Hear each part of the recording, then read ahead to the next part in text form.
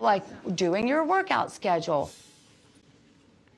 doing your eating things. What is going on? I cannot believe you have the guts to say that to me when you don't eat.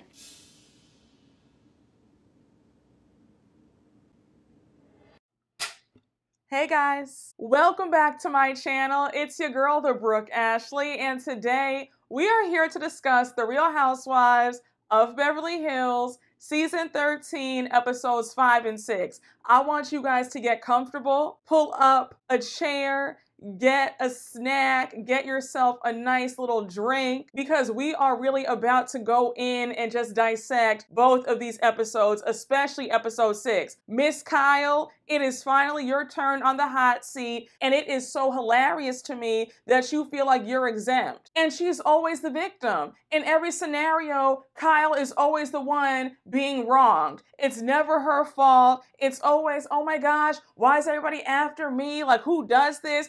Again, Kyle, I'm not here for it. And somebody please give Garcelle and Sutton-ly the MVP awards for this season, because the way they were activated in episode 6, and I got my entire life watching Kyle spiral out of control at the end of episode 6, just because her good buddy old pal Sutton had a few questions. I said exactly. But y'all, Beverly Hills is that girl, and right now I'm going to say that between Beverly Hills, SLC, and Miami, they are seriously carrying Bravo on their backs right now. Now, it's unfortunate that I can't include Potomac, but Potomac is on some BS, so they're on timeout right now. Hopefully, if there is a season 9, hopefully you guys go back to the drawing board and get it together and do a serious revamp. But right now, Beverly Hills is definitely top 2, and they're not 2. And a quick side note, I promise y'all, I'm going to deliver with Miami. Just give me a few more days. I'm just trying to crank everything out. I feel like I'm always behind on recaps. It's like every time I turn around, I'm like, it's a double recap here, it's a triple recap here. I'm like, my God. But that's what happens when you have 4 franchises going on at the same time. Somebody's always left behind or a little late. But without further ado, y'all, let's just jump right on into it, because you guys already know that we don't have a minute to spare. So we open up episode 5 right where we left it off last week. So we have Sutton asking Kyle if she's okay, and Kyle's like, well, what does that mean? Sutton is dancing around what she really wants to say, and she's like, I'm just asking you, Kyle, is there something going on in your personal life? And we all know that your life is perfect, right? So Kyle doesn't appreciate the sarcasm, and she's like, are you serious right now? And I just said, now Sutton, here's where I get irritated with you, because I don't like when you want to dance around things. Stop beating around the bush. Nobody has time for all these euphemisms. Just come out right and just say what you want to say, sis. Say it with your chest. You obviously want to ask Kyle about her marriage and all these rumors, but again, stop dancing around the subject. And we'll talk more about that later on, because we see that throughout both episodes, Sutton has a hard time just asking Kyle outright, girl, what is going on between you and Mauricio? She keeps dancing around it. So when it comes to Kyle being questioned, she can't take it. She's like, bring it on, babe. If you want to ask me something, then ask it. I'm perfectly fine answering your questions. So of course, they're just staring at each other. Nobody says anything. And now Kyle storms out her house. She doesn't even want Sutton to walk her out the door. She's gone. She said, shout out to everybody. I have fun. Oh! Shout out to everybody. I have fun. I gotta be good. It's just so interesting that somebody who's bullied other people, they can't take it when that same energy is applied back to them. And I've noticed that when it comes to Kyle and Sutton's friendship, or the lack thereof, Kyle has always had this disdain for Sutton. And I'm glad that Sutton is realizing that Kyle does not see it for her.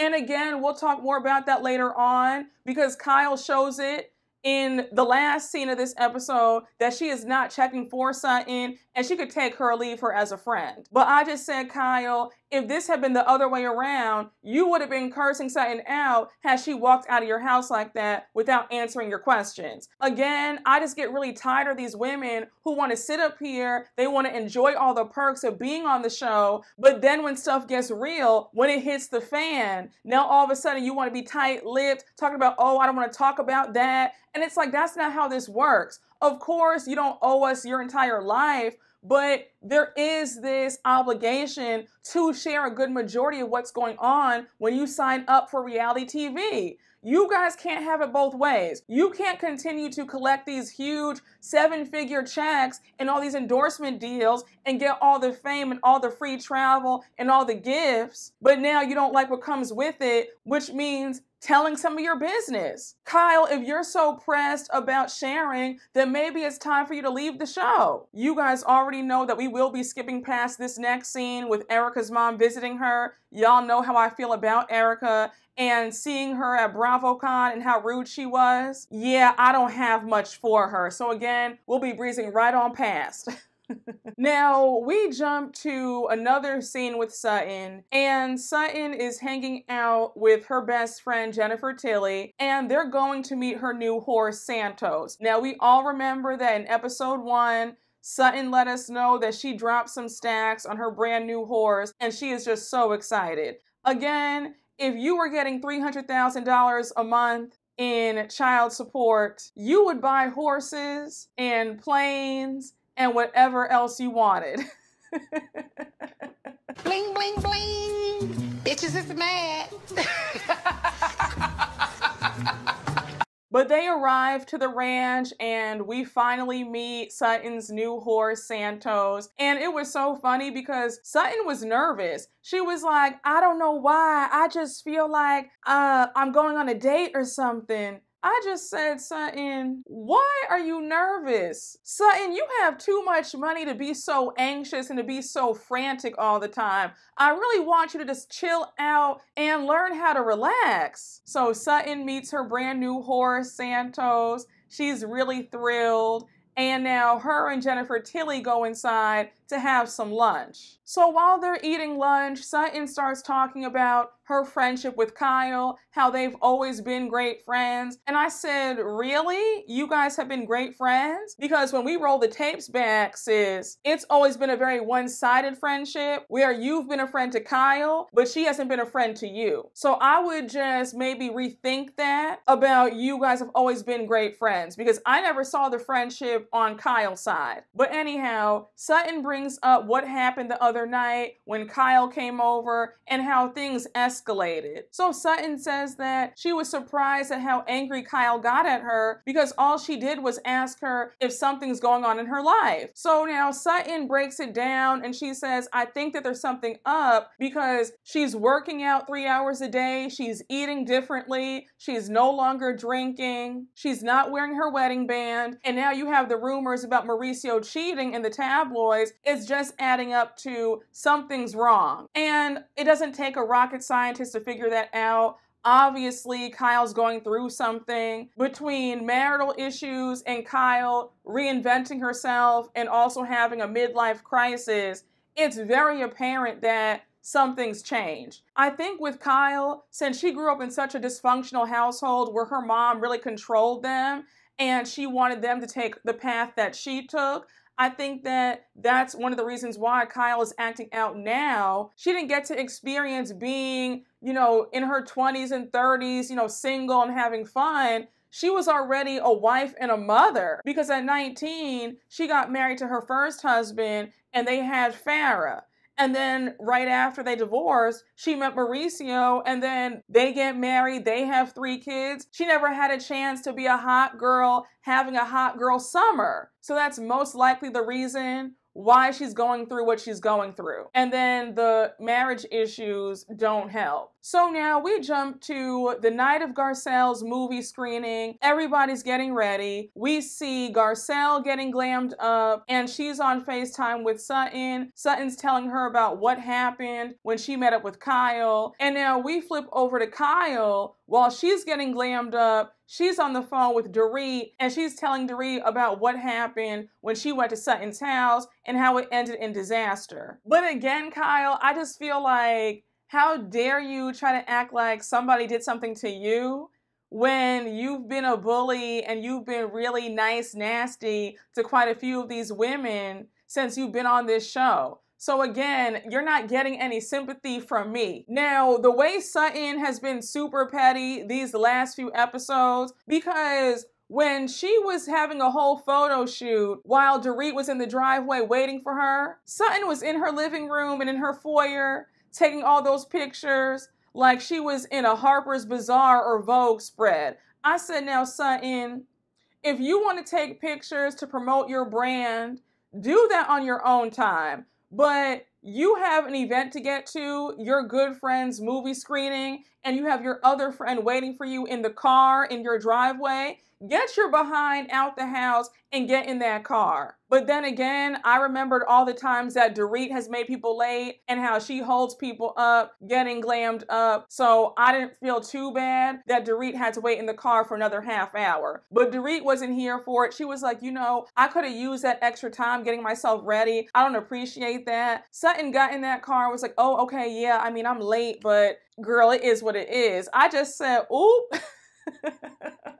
But Dorit, maybe this will be a lesson to you to treat other people's time with respect. Now, as Sutton and Dorit are in the car headed to Garcelle's movie screening, I really got irritated when Dorit was like, I had no idea that it was going to be a large crowd. I was under the impression that it was going to be a small, intimate affair. And I wish that she would have told me beforehand, because I get really uncomfortable around crowds. Now, I said, Dorit, I find it really interesting that every time it comes to Garcelle, you always want to nitpick about something, because you didn't feel this way about large crowds when you guys were in Vegas a few weeks ago. You were just fine at Magic Mike. Now, all of a sudden, you have all these issues going to Garcelle's event. It just feels like you don't want to like Garcelle. And I'm not trying to turn it into a racial thing, but it's just really weird to me that you're fine with everybody else,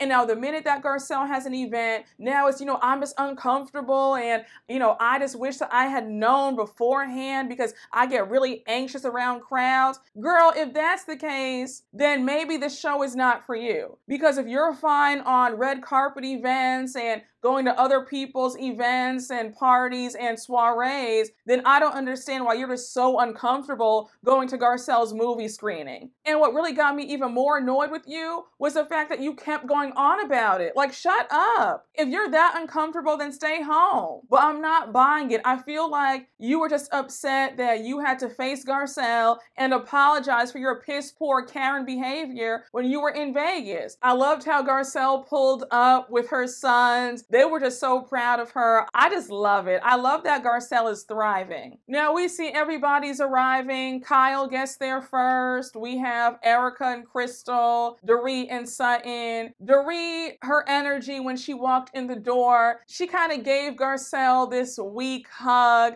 I just said, Dorit, again, I just don't know what it is when it comes to you and Garcelle. Are you still upset about seasons ago when she asked you, do you have any black friends? And not the people who work for you, but actual friends? It seems like you're still bothered by that. Now, I had no idea that Garcelle and Larsa Pippen from Miami are good friends because she showed up. I said, oh, okay, Garcelle. What do you and Larsa have to talk about? I find it hard to believe that Larsa has any real friends, because we see on Miami, especially this season, that she's an awful friend, especially to Gertie. But again, talk about that when I give you guys a Miami recap, all right? I did not forget, like I said. Just wait on me.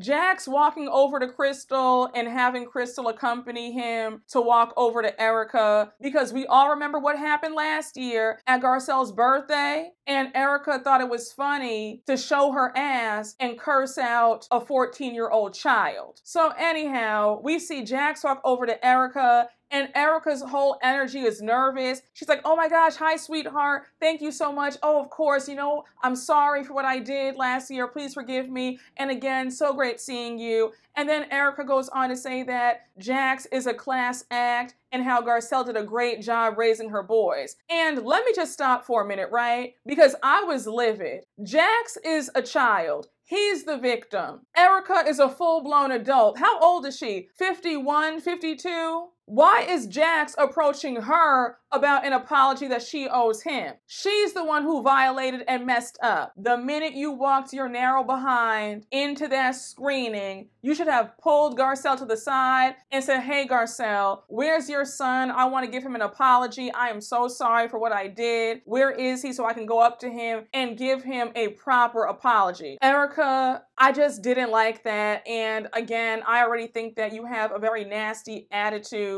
But I just said, how dare you not be the one to make the first move in this instance? And even Garcelle said that. She said, I wish that Erika would have been adult enough to say sorry to my son and approach him first versus my son having to chase behind her to get this apology. So now it's time for everybody to go inside and watch the movie. Garcelle gives a speech and she makes it clear that the movie is called Black Girl Missing, and unfortunately, when Black women do go missing, they get overlooked. Nobody seems to care, and it's time for that to stop and for Black women and women of color to get justice when things like this happen. And I love the fact that Garcelle and Denise Richards are still friends, because as everybody was watching the movie, we see Denise Richards pop through. She's late, but she said that she's there to support her girl. And you guys know me. Y'all know that I love Denise Richards. The way they did her so dirty when she was on this show, I want justice for my girl. Season 14, Denise, we need you back. Polish off that diamond, get your tagline ready, because I want you back on our screens. So we see Denise walking over to everybody. She says hi to Erika and Crystal and Dorit. You have Dorit being so dramatic. She's like, oh, like, I'm just so shocked to see Denise because it's been years. We just lost touch. I said, yeah, I'm sure you did. Because the way you were up Lisa Rinna's behind and the way you guys banded together to do Denise wrong, but here she is. She's back by popular demand. Now, mind you, while everybody's talking to Denise, we see Kyle by herself in the corner. She's on her phone, just relaxing, minding her business.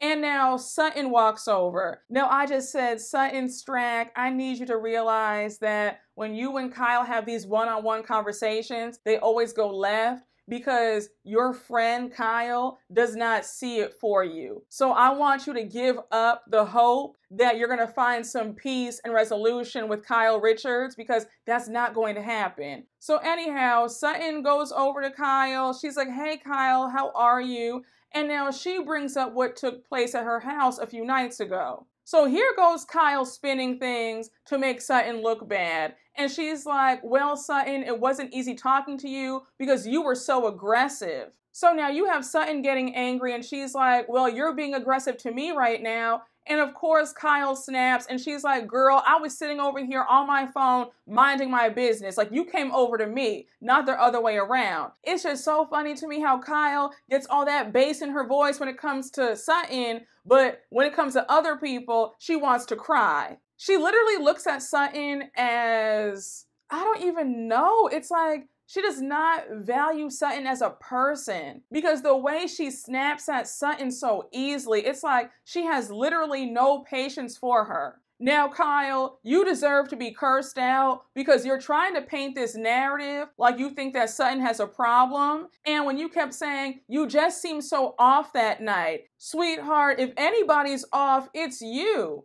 We all know that Sutton is frantic and a bit erratic and a bit anxious. We've come to terms with that. That's just who she is. But with you, for you to throw that out there and try to paint it like she has a problem, that's really messed up. And it's very obvious that you know that you're about to be in the hot seat this season. So you're trying to get the focus off of you and put it on Sutton by throwing these buzzwords out there like she has a problem. I loved how Sutton wasn't backing down this time. She was like, well, honestly, Kyle, I think that something's off with you. So now you have Kyle saying, Sutton, if you want to say something, then just say it. And when Sutton tried to express how Kyle makes her feel when she always snaps at her, and she said, honestly, Kyle, you treat me like I'm a little sister. And so Kyle was like, girl, don't flatter yourself. I don't. And I just said, at that point, if I were Sutton, I would have gotten up and walked away. It's clear that Kyle does not like you. And Sutton, you're beating a dead horse at this point. Kyle is being secretive. She's being evasive. She's not going to answer your questions or own up to anything. All she's going to do is turn this around on you and act like you have a problem and curse you out. And who needs that? So now Sutton brings up another sensitive topic and she says, honestly, Kyle, I feel like you're really mad at me because I still hang out with your sister, Kathy, and I know that you guys are on the outs. So Kyle's like, honestly, I really don't care. I want to have peace in my life. I don't care who Kathy hangs out with. And you can tell that Kyle is lying when she said that because we know that she's pissed off that Sutton and Kathy are good friends. Now, mind you, while Sutton and Kyle are going at it, we see Garcelle and Dorit outside to hash things out and to mend fences. Now, I was also irritated that Garcelle had to pull Dorit to the side. I feel like since Dorit is the one in the wrong and it's Garcelle's event, Dorit should be reaching out to Garcelle to talk. So Garcelle says, look, Dorit, thanks for coming out tonight, but I just want to address what happened in Vegas. I feel like you got so defensive when I was sharing how I felt that you didn't even hear what I had to say. And Dorit, all you had to say was, Garcelle, you're right, I'm sorry. I did not mean to diminish how you felt. That was wrong of me. And again, please accept my apology. You have Dorit trying to justify what she did. And she's like, you know what, Garcelle, I feel like we move 10 steps forward in our friendship to go 10 steps back. I just don't get it. And I said, I can't stand that. Dorit, you're wrong. Just apologize. It just feels like you have this vendetta against Garcelle. And I loved when Garcelle said, but Dorit, when you said to me that it's been a year and a half, just get over it, what if I said to you, well, it's been a year and a half since you got robbed, why don't you get over it? And Dorit couldn't even say anything because she knows good and well that Garcelle is correct. And then finally we hear Dorit apologize. I said, well, it's about time. And I already have a feeling that sometime later on in this season, Dorit is going to put her foot in her mouth yet again when it comes to Garcelle. I'll bet money. And before anybody says that I'm being too hard on Dorit, let's be really clear, because had the opposite happened, had Garcelle cursed out one of Dorit's kids, we would never hear the end of it. Garcelle's being way too lenient with these women. So we flip right back over to Kyle and Sutton. They're still going at it. Of course, Kyle, the professional victim, is saying that it doesn't feel right to her that Sutton is talking about things that are so obviously rumors in the press. And I just said, so when you were talking about other people and speculating and gossiping and running people off of this cast, that was fine.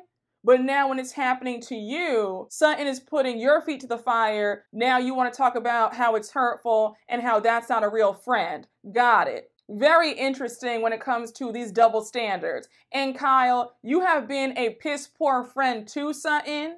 So it's funny to me that you expect all this loyalty and all this kindness from somebody that you have completely disregarded and disrespected. So Sutton says it's hurtful that Kyle is talking to her like she doesn't even know who she is. And then she says, look, Kyle, you're working out all the time. You cut out drinking. Is there something going on? Then she goes on to ask Kyle why Kyle doesn't want to confide in anybody and how their friendship is a farce. But we end the episode with Kyle saying that she had a rough year last year and she's not sure why it's such a big deal that she's going through all these changes. And now you see Sutton saying that she just wishes that Kyle would acknowledge that she might be right about her hunch that something's going on with Kyle. Are you really surprised that Kyle is not opening up to you or anybody about what she's going through? Kyle is one of those people where she wants to know your business, but she is quiet as a church mouse when it comes to hers. So you really can't be that shocked that she's not being forthcoming about what's really going on. I have to say, I am loving the fact that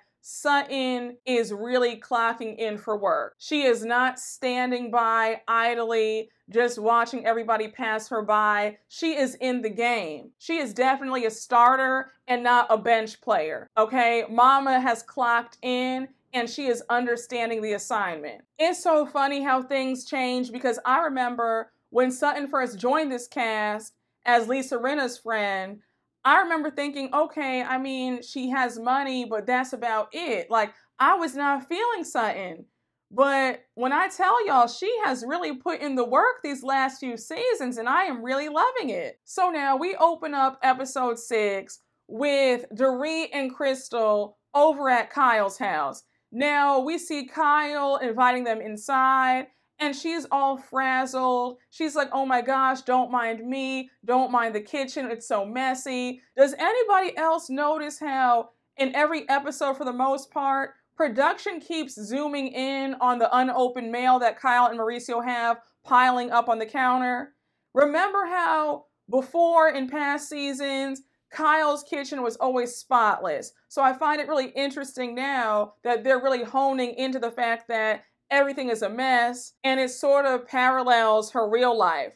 Like, everything looks perfect on the outside, but on the inside it's a whole bunch of cracks in the foundation, i.e. her marriage to Mauricio. But we'll talk more about that later on in this recap. So they're making small talk, and then all of a sudden, Kyle brings up Sutton and the drama that they're going through. So she's like, do you guys have any advice for me? Because when I went over to her house a few nights ago, things got heated. Then at Garcelle's screening the other night, it got heated again. And she's really hell-bent on thinking that Erika planned that whole elevator stunt when we were in Vegas. And I'm not gonna hold you guys, Erika is petty and vengeful and hateful. I would not be surprised if she did plan that whole thing and texted her friends like, hey, we're leaving now, get on the elevator and stop on our floor. Like, I don't know. I'm not saying that she did it, but it wouldn't surprise me because I feel like that was just too perfect for that to be a coincidence. Now, while Kyle gets on my nerves, I'm not gonna hold you. When she imitates Sutton, I get my entire life. She sounds just like her. That exaggerated Southern accent took me out. And then when Dorit was like, yeah, I know, Sutton just goes from 0 to 60 like that. And then she starts imitating Sutton and she was like, oh my God, oh, my morals and my standards. And I said, Dorit, let me find out that you can do all these voices. But you know what? Why am I surprised? You're from Connecticut and you have this fake English accent. I don't know what the accent is, but yeah, I'm not surprised that you can do voices well because you've been carrying this fake accent for what, 10 years? But her and Kyle's imitations of Sutton had me screaming. So here's where the conversation gets very nasty. And it's clear that Kyle and Dorit have an agenda to take the heat off of them and to put everything on Sutton. So Kyle says, so what do you guys think Sutton's problem is? And now Dorit's like, well, we all know that Sutton is a drinker. I wouldn't be surprised if she put some vodka in her coffee each morning. Now, Dorit, if somebody read you down about your financial issues that you and PK have been having for the past, what, 6 or 7 seasons? Since you got on this show, you guys have been faking. I'm sure if Sutton read you for filth about that, you'd be pissed. What if somebody talked about PK's DUI last year? That was just so uncalled for. And Kyle, you're just so nasty and low down. And it's so funny to me how you always want to act like you're just so nice and sweet. You're not. And I loved how Crystal was not amused by this conversation. She was like, Dorit, the same woman with that complicated drink order with the carcass out. You want to talk about somebody having a drinking problem? And then when she said, and Kyle, you just got sober yesterday, and now you want to be judgmental? I said, exactly. Kyle, it's only been what, 7 months, 8 months? And now you're the authority on all things about sober living? I just said, girl, shut up. And Kyle, the audacity of you to say, after all that, that you still want to have a friendship with Sutton. I just said, girl, what kind of friend are you? Because friends don't do that. So now we jump over to Garcelle and Sutton having dinner. And they're talking about Garcelle's movie screening, how they had a great time. And now they get into what really went down. So Sutton brings up that she and Kyle had a very heated conversation yet again, and how she feels like Kyle is not being honest about what's really going on. So Sutton says, all I said to her was, look, is there something going on? You work out constantly. There's changes to your diet. You stop drinking. Are you okay? So now Garcelle points out that Sutton probably struck a nerve when she said that. And Sutton says, yeah, I know I did. So now Sutton points out that Kyle is no longer wearing her old wedding band. She's wearing a brand new diamond and sapphire ring on her ring finger. Now Garcelle had me screaming. She was like, girl, how do you know that? And Sutton says, yeah, that's not her usual ring. That's a brand new ring. And we know that Sutton knows her jewelry and she can spot that a mile away. Here is where Garcelle officially clocked in for work. Garcelle says, well, I had no idea. I don't pay attention to things like that. And the only time I notice people's jewelry is when Dorit still had hers after her robbery. I said, come the F through. I said, Garcelle, this is what I want to see. The shade of it all. I said yes, because I know a lot of us still have questions about that whole robbery that happened last season. And Dorit, I dare you to try to shade Garcelle about that at the reunion, because all the nasty things that you've said and done to Garcelle throughout the seasons, yeah, you deserve that one. I said, come through, Garcelle. I loved it. I got my entire life. I had to rewind that part back. So Garcelle is trying to understand what exactly is Sutton getting at. So she's like, so Sutton, what do you think is going on? So Sutton says, look, girl, all the news in the tabloids about Mauricio allegedly having an affair, and then she shows up with this new band on her finger. I'm just saying, it just all seems a bit suspicious. So Sutton goes on to say that if they're really friends, then real friends should be able to come to each other and talk to each other about personal matters. And the fact that Kyle doesn't feel comfortable to do that with Sutton, it makes her upset. But Sutton, what don't you get? Kyle's actions have shown you that she does not value you as a friend.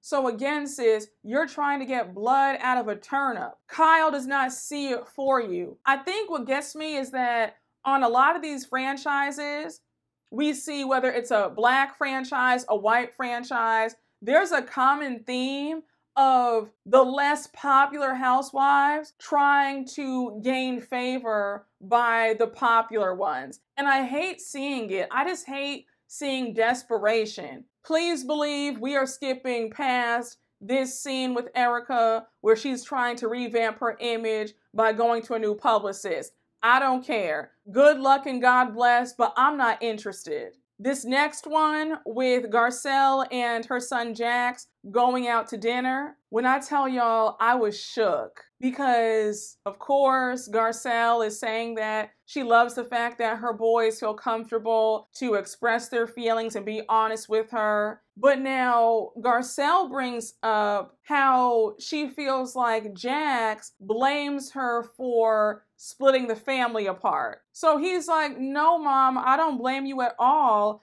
I know all about it. I know that Dad was the one who's at fault. He was the one doing things that he had no business doing. So she was like, Jax, how do you know that? He says, Mom, I found out about it when I was 8. I Googled it. I was curious, and I've known the whole entire time. So Garcelle is devastated. She's like, I can't believe that you knew. Why didn't you say anything? And he says, because I couldn't. But he reiterates that he never blamed Garcelle and that he knows that it was his dad's fault who messed everything up. And I was kind of surprised that Garcelle was shocked because Garcelle, you're famous. You've been famous for 30 years and you've discussed the divorce several times since you've been on Housewives. And you know that your kids are at an age where their peers and all their friends talk. So I was kind of like, now, did you think that they were going to go their whole lives not knowing what happened?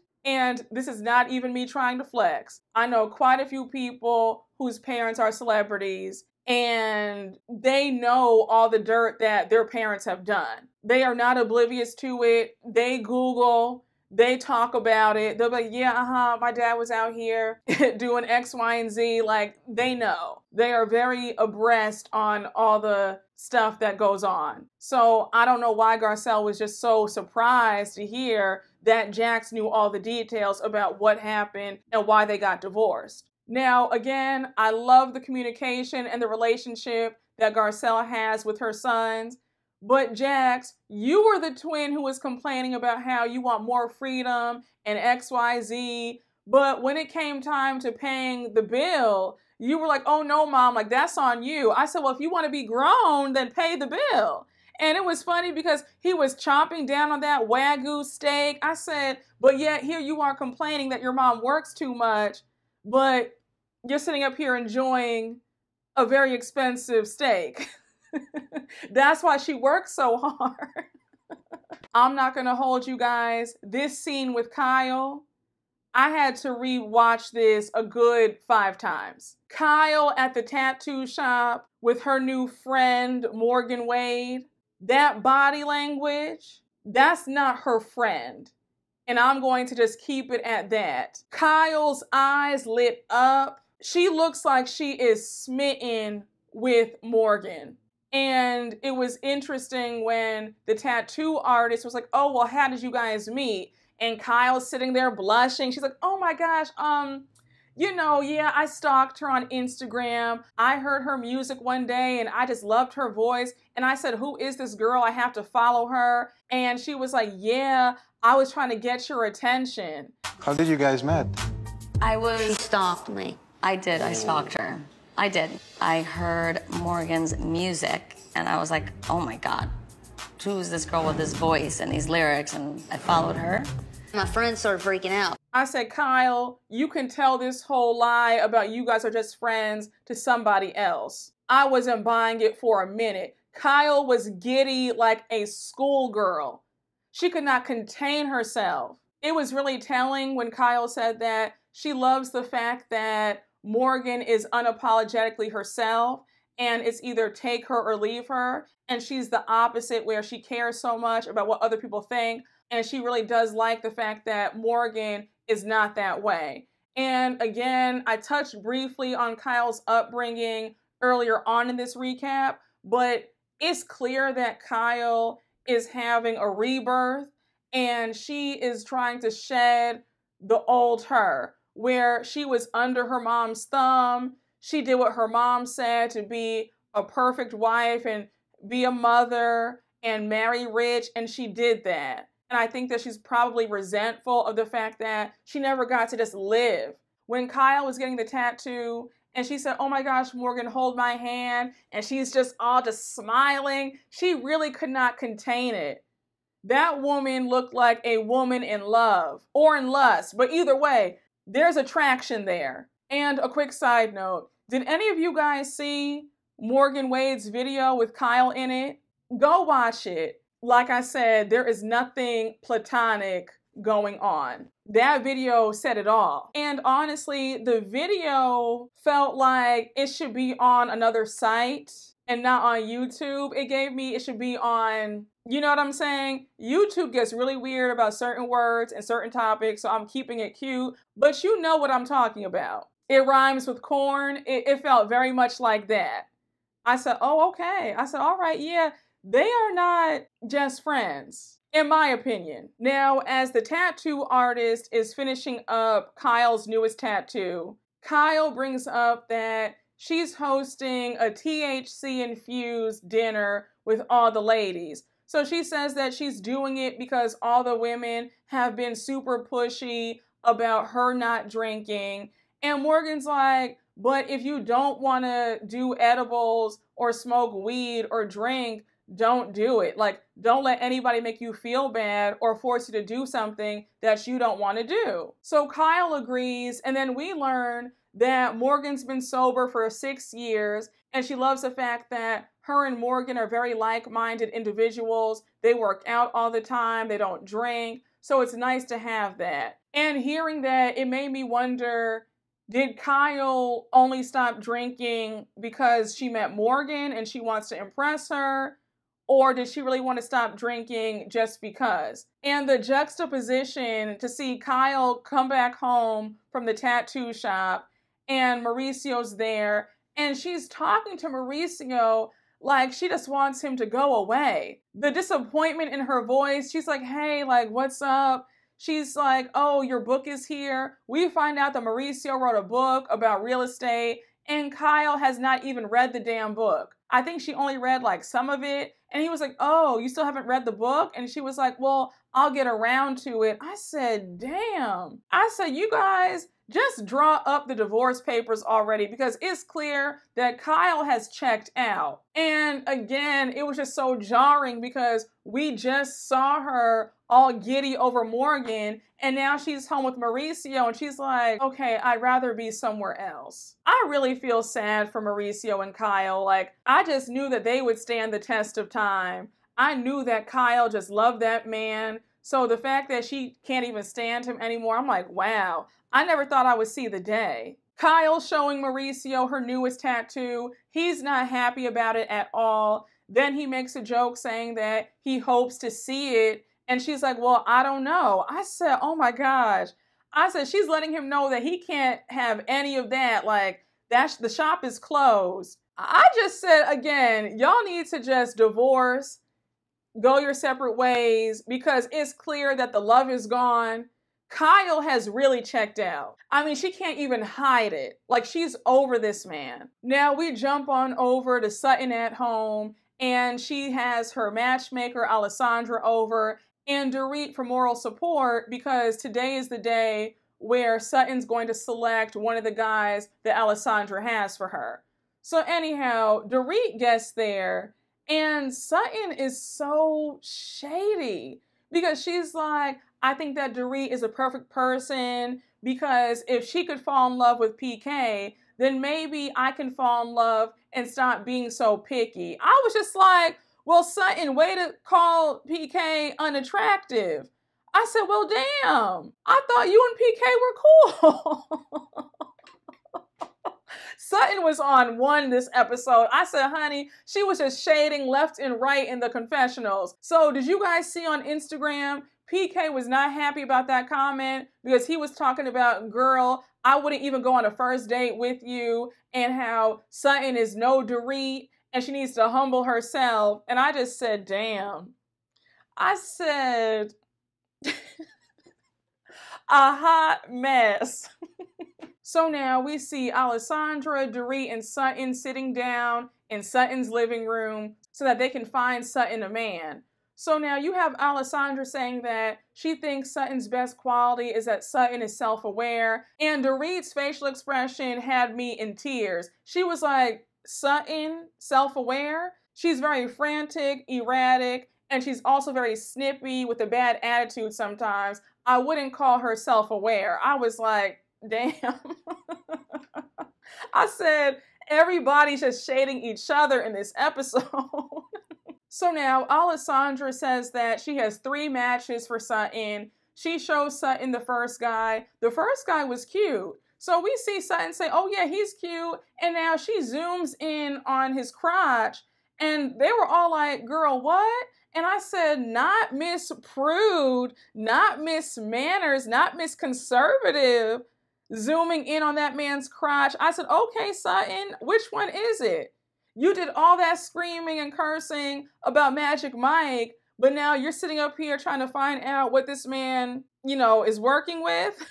So now Alessandra shows Sutton and Dorit the second match, and Sutton's like, nope, I'm swiping past him, like, no way. She doesn't like how he's dressed. And I said, now, Sutton, girl, I like you and all, but the outfits that you throw on, I don't know how you're judging. And even Dorit was like, girl, you're going on dates with those ugly kitty sweaters. Your outfits are not the most flattering, nor are they sexy. So you aren't the one to talk about you don't like this man's outfit. Also, Sutton, the man had a great position. He was the CEO of his own entertainment firm. And you said that you wanted a man with money. So I'm just surprised. But Sutton actually has some success because she picks the first guy, and Alessandra and Dorit are excited for her. Now I said, Sutton, please don't mess it up. Like I said in the last recap, get out of your head. Stop overthinking things. Just go with the flow, have some fun. Remember, it's just a date. Now, it's the night of Kyle's THC-infused dinner at her home, and we see her friends arriving. Of course, the iconic and infamous and morally corrupt Faye Resnick is there. One thing about it, Faye Resnick is going to ride for her girl, Kyle Richards. I feel like we were cheated out of Faye Resnick being a housewife. I think that she would have given a lot of these ladies a run for their money. Would Faye Resnick ever consider joining the show? Because I would love that.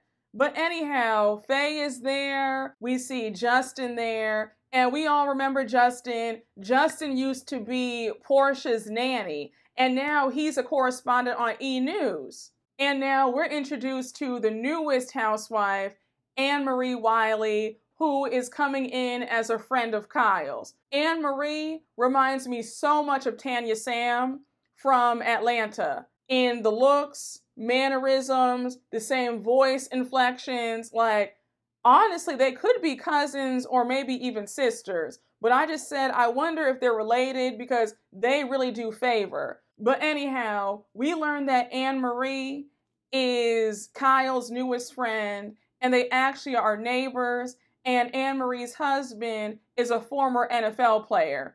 Now, there is a lot of controversy surrounding Anne-Marie. I don't know if you guys know, but the news dropped a few days ago about Anne-Marie's husband. A hot mess. I could very well see Bravo giving Anne-Marie the pink slip after this season. And I'll be very surprised if Anne-Marie even shows up to this reunion. So I feel like, Anne-Marie, girl, you might have been better off staying out of the spotlight. So now we see Kyle asking Anne-Marie, how many times does she work out? So I think Anne-Marie said that she works out 6 to 7 times a week. And Kyle's like, thank you. Then she tells Justin and Faye Resnick that Sutton was grilling her the other day about how she works out too much. And Faye Resnick is like, that's just really funny to me how the healthiest person in the group is the one being questioned. And Kyle, let's be so for real right now, because you know that Sutton doesn't care about you working out. She just has questions because your overall demeanor and these lifestyle changes seem to be a bit strange. It seems like it came out of nowhere. So now Sutton pulls up and she's with Cynthia Bailey. Now, I don't know if you guys knew this, but Cynthia and Sutton are really close. So anyhow, Cynthia pulls up. Cynthia looks great. And it was really nice to see her. And it had me wondering, does Cynthia see herself on Beverly Hills? I wouldn't be upset with that, actually. The shade that Sutton threw towards Anne-Marie, she was like, now, where have I seen this dress before? Oh, that's right. Erika was wearing the same one in pink. They still make this dress? I said, Sutton. I said, girl. So Erika arrives and then Crystal arrives right after. Now Crystal spilled some tea. She was like, I don't know Anne-Marie well, but we have mutual friends in common. But one thing about it, the bitch talks way too much and she is so nosy. I said, well, damn. I said, well, Crystal, what else? Because now I'm intrigued.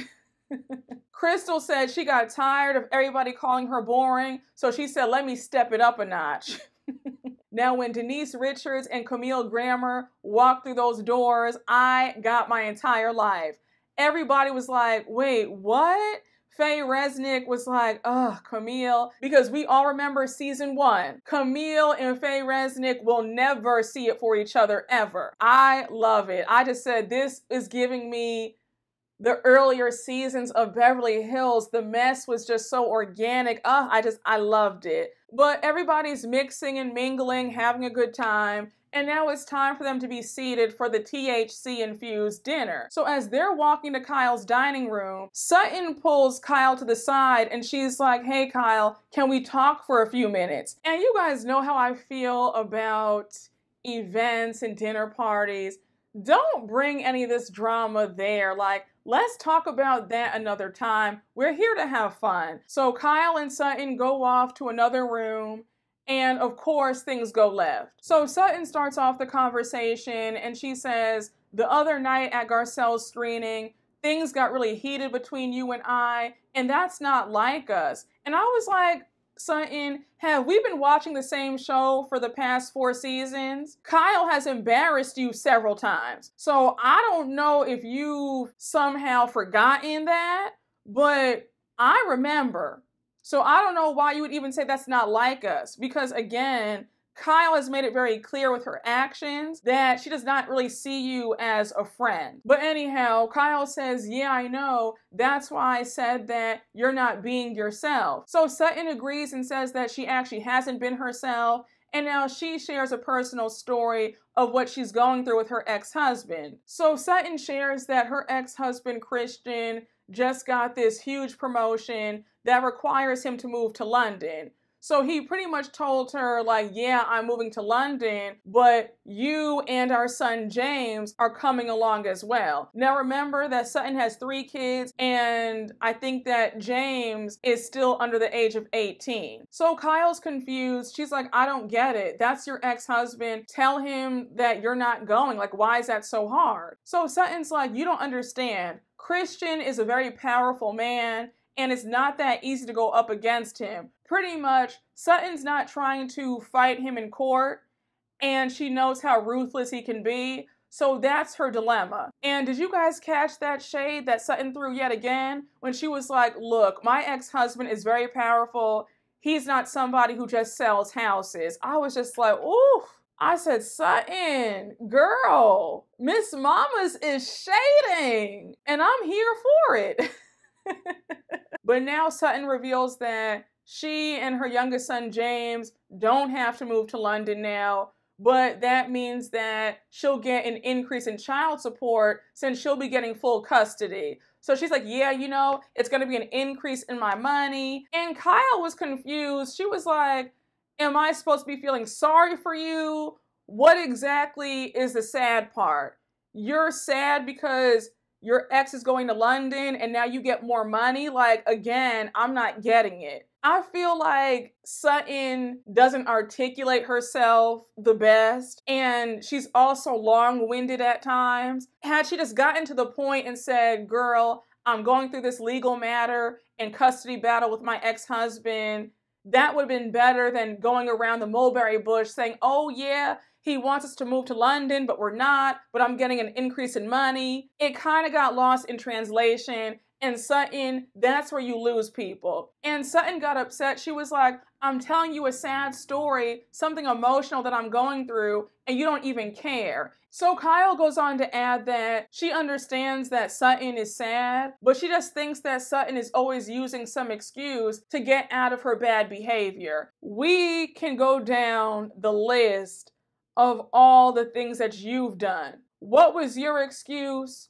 for why you lashed out at your sister in season 1 and revealed that she was an alcoholic? What's the excuse for that? I just feel like Kyle wants to hold everybody else to this standard that she does not follow. And Kyle just doesn't want to believe anything that comes out of Sutton's mouth. That's really what it is. She doesn't like Sutton, so whatever Sutton says is going to be looked at as an excuse. But I can also say that, Sutton, it does feel like at times you do always have an excuse or a justification for why you lashed out. Because I remember, what was it, last season or the season before, you said that you were really upset because you were moving and that's why you were so on edge. So it does feel like at times you're always giving us some sort of story about why you had this tantrum about something so trivial. Now, mind you, Kyle and Sutton have been in this other room for quite some time. Everybody's like, where is Kyle? Like, when is this dinner getting started? The chef is waiting. And that's just so incredibly rude. And Sutton, I have to get on you because this just wasn't the time to try and have this conversation with Kyle, knowing that she's the hostess of a dinner party at her home. So now Crystal comes in and she's like, hey guys, we're all waiting for you. We're all hungry. The chef's out there waiting. Kyle, like, let's wrap this up. So now we see Kyle and Sutton still going at it. Kyle's taking low blows. She's like, you know what, Sutton? I don't know if it's the medicine that you take for your feet, but you just been acting really weird. So of course, when she said that, Sutton storms out. And I just said, Kyle, that was just so uncalled for. It seems like Kyle gets joy out of embarrassing Sutton. I think she enjoys having Sutton there as her punching bag. Then you have Kyle screaming out saying, Sutton, if you want to say something, just say it. And then Crystal's like, honestly, you guys are both doing the same thing. So Kyle comes back to her dinner party. She joins everybody at the table. She's obviously not in a good mood. Everybody notices it. And now we have the chef going over the menu, and he lets them know that they don't have to have any of the infused food. They can make the food without the weed in it. And it seemed like nobody got the infused food. And I was thinking, I mean, you're there to have the infusion, right? You might as well try it. And it was such small amounts. They were only doing like 5 grams or 5 milligrams of THC. It was like such a little amount. I mean, personally, I would have done it just for the fun of it. Why not? You know, I don't know. I feel like if you're there, you might as well. And you know, Miss Sutton is not having any of it. She was like, oh no, I don't want any of that weed in my food. I said, we know, girl. We know. The way you acted at Magic Mike. Now, Crystal, you went from being the voice of reason just a few minutes ago to now you want to get in the mess and stir the pot. Because there was no reason for you to say, well, before the chef brings out our dinner, I think that we should clear the air. Because when I came in, you guys were screaming at each other, saying that you guys are both being dishonest. So what's tea? I just said, no, Crystal, this isn't your fight. You don't even know what's going on, sis. Like, why are you inserting yourself? Can we have a nice dinner? Everybody just sat down. I said, my God. So Kyle says that she doesn't appreciate Sutton throwing out these veiled threats. And Sutton was like, girl, I was not giving you any veiled threats. Like, stop it. So Kyle says that Sutton asking her what's going on in her life felt like a veiled threat. So Kyle, that means that throughout your time on this show, that you've also made veiled threats yourself. Because you've also done this to other housewives, former and current castmates of yours. You've done this too. Kyle is the definition of she can dish it out, but she can't take it. It's all fun and games until somebody gives her the same exact energy back. So Sutton says that she's angry because a few minutes ago when they were in the other room, when she shared her personal story about her ex-husband, Christian, Kyle was very smug about it and very dismissive. So Kyle's like, no, I actually did feel bad. All I'm saying is that you seem to have an excuse every time you lash out. So let me just wrap up this final scene, okay? Because for the final 7 minutes or so, Kyle and Sutton are going at it. And it was irritating because they're both dancing around what they really want to say to each other. Kyle keeps baiting Sutton. Sutton's like, look, I just feel like it's a bit interesting with this whole working out all the time, the dietary changes, you're not really eating that much, no drinking. We see Kyle snap and she's like, excuse me, you want to go there about eating? because Miss Girl, you don't eat. You push the food around your plate, but you never take a bite out of it. I was like, damn. And I said, no, Kyle, that was really wrong of you to do that, because you know that several people in this group suffered from eating disorders, and you yourself said that you suffered from an eating disorder when you were younger. So the fact that you would sit up there and put Sutton's business like that on blast, I was like, that's not right. And it's not cool, because you're really trying to make it seem like Sutton has all these issues. And it was clear that you really wanted to hurt Sutton by revealing that Sutton doesn't eat. I don't care what anybody says, Kyle is nasty. So now you have Anne Marie jumping in, and she's like, look, I've never seen anything like this where two friends are going at it, but nobody's saying anything and nobody's making any sense. She's like, if you guys want to say something to each other, then just say it. So now Sutton's like, Kyle, is there something going on in your personal life that you would like to share? So Kyle's playing dumb, and she's like what? Honey, when I tell you, Garcelle said I'm clocking in for work, I'm clocking in to do overtime, she jumps in and says, your marriage. You're not wearing your wedding band. What's going on? I said, this is Garcelle's season. Garcelle is finally listening, and she is getting in the game and not being a passive bystander. I said, come through. Kyle was taken aback. She was like, oh, my old wedding band, it's at the bank. So Garcelle's like, okay, but is this new band, is that a makeup gift from your husband? And Kyle's like, what's that? And Garcelle was like, girl, don't play dumb. You know what I'm talking about. When your husband messes up and he buys you something as an apology, she was like, mine bought me a diamond cross. So now they all start laughing. Erika was cackling like the Wicked Witch, honey. She was like, oh my gosh, I can't believe we're having this conversation. Camille jumps in. She's like, oh girl, I used to get cars when he messed up. I got an Aston Martin for my makeup gift.